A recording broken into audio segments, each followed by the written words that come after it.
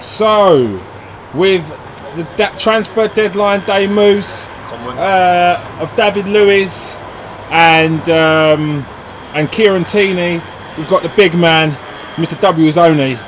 It's Jay Broadz. So what have you got to say about Arsenal's transfer dealings? To be fair, it's been a decent window for us.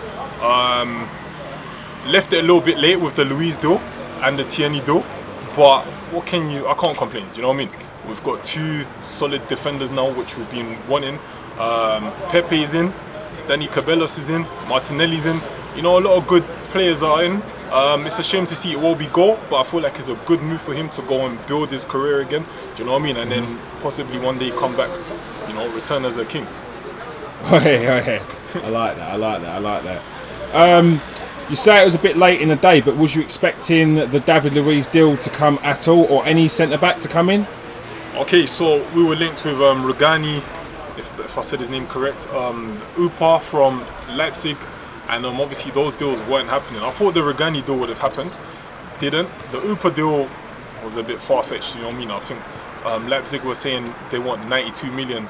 It was way far. I think his minimum, his release clause was 90 something million, 92 million. Yeah. And I think they would have been happy to accept something in the region of about 80, but that's way off of for 80 million for a player that is 20 and that no one really knows much about. It's had one season in the Bundesliga.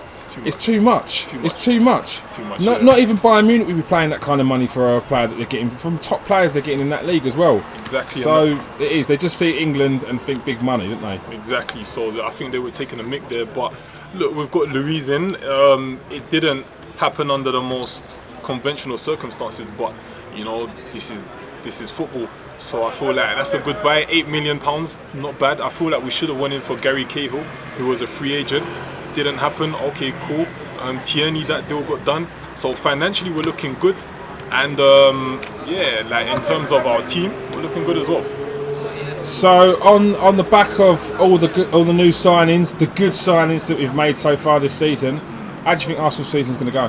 Okay, so I remember I went to the Emirates to watch the Emirates Cup, and Robbie asked me where would we finish. I said around 5th or 6th. Now I'm saying top 4 is the top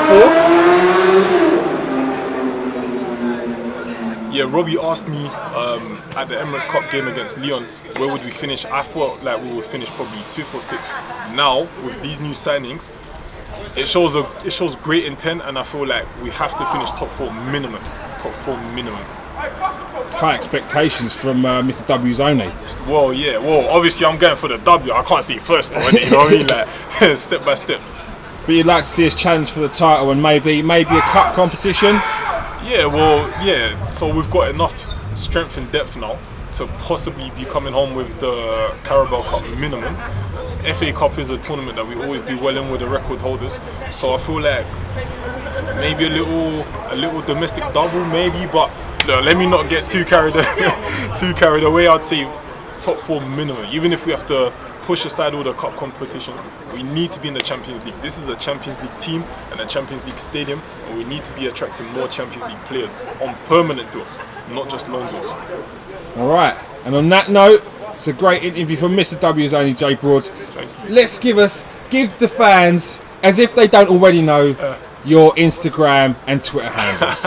Okay, well, you can catch myself, Mr. W's only, at Jay Broadz on Instagram, and on Twitter now at Jay Broadz. That's it. Thank you very much, Mr. W's only. Common. All right.